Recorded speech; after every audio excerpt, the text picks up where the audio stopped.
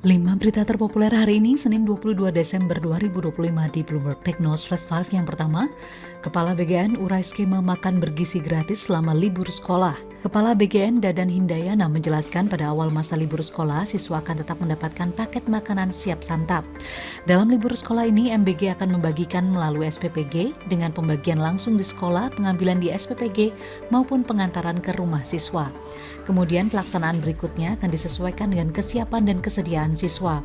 Ia menyatakan pendataan menjadi kunci pendistribusian MBG bagi pelajar saat libur sekolah. Sementara untuk kelompok sasaran non-peserta didik, pelaksanaan MBG tidak mengalami perubahan selama masa libur sekolah. Program tetap berjalan seperti biasa, sesuai mekanisme yang telah ditetapkan. Kedua, industri tekstil dari hulu hingga hilir kena hajar impor Cina. Gempuran produk tekstil impor Cina membuat pedagang dan produsen tekstil dalam negeri semakin terpuruk. Hal ini dikeluhkan pedagang tekstil di Pasar Tanah Abang yang mengaku omsetnya terjun 80% di tahun ini. Harga yang terpaut jauh membuat pembeli beralih ke tekstil impor Cina. Keluhan serupa juga dirasakan pengusaha konveksi. Produk impor dinilai mengurangi daya saing produk buatan lokal karena harganya yang jauh lebih murah. Ikatan Pengusaha Konveksi Berkarya atau IPKB menilai barang impor ilegal yang masuk ke Indonesia tidak terkontrol dengan baik, dan IPKB menyebut dari 8.000 anggotanya kini 40% sudah tutup sejak pandemi COVID-19. Perjanjian dagang antara Indonesia dan Cina dinilai tak menguntungkan dan menjadi penyebab banjirnya tekstil Cina. Pengurangan tarif RCEP atau Regional Comprehensive Economic Partnership menghilangkan 92% tarif atas barang yang diperdagangkan di antara negara anggota. Hal ini bisa menurunkan tarif hingga 0% bagi Indonesia. Ketiga, kembali serang Kamboja, Thailand bom kasino dan basis artileri.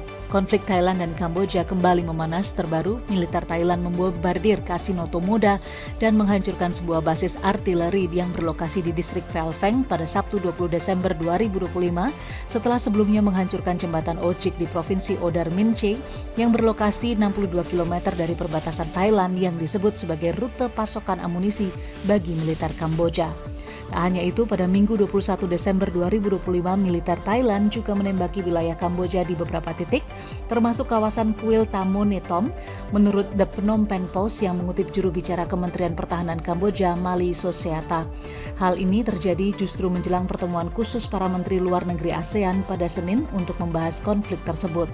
Pertemuan ini akan dipimpin oleh Malaysia sebagai ketua ASEAN, dan dalam pertemuan ini akan diupayakan mediasi deeskalasi antara kedua negara yang berbagi garis perbatasan sepanjang 800 km.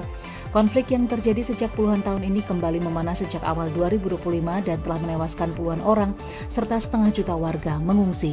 Keempat, insentif EV mau di stop 2026, kerugian ekonomi diramal 544 triliun rupiah.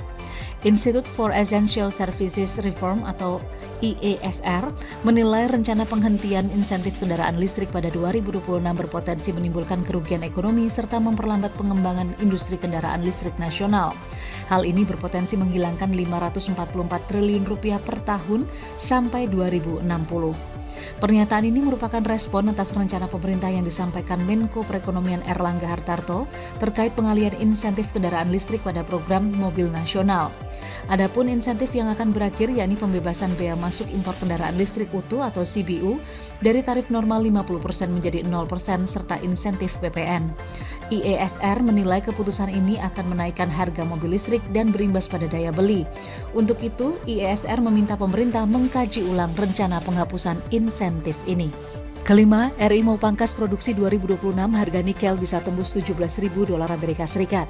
Analis komoditas memprediksi pemangkasan produksi biji nikel Indonesia pada 2026 menjadi 250 juta ton dari sebelumnya 379 ton, dapat menjadi langkah penyeimbang pasar dan menaikkan harga yang diprediksi mencapai $17.500 Amerika hingga $18.500 Amerika per ton.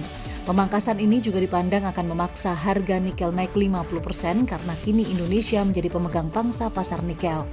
Asosiasi Penambang Nikel Indonesia atau APNI menjelaskan terdapat surplus nikel 209.000 ton, sementara di tahun depan surplus diprediksi menembus 261.000 ton. Kemudian 65% dari jumlah surplus tersebut berasal dari Indonesia. Sehingga rencana pembatasan produksi menjadi penting agar harga nikel tidak jatuh lebih dalam. Sebagai informasi, Kementerian ESDM juga membenarkan oversupply yang terjadi sehingga pihaknya menyatakan sejalan dengan Kementerian Perindustrian untuk membatasi penerbitan izin investasi dan izin usaha industri atau IUI bagi smelter nikel baru. Itu dia 5 berita terpopuler pilihan Bloomberg Technos hari ini. Ikuti terus update selanjutnya di www.bloombergtechnos.com.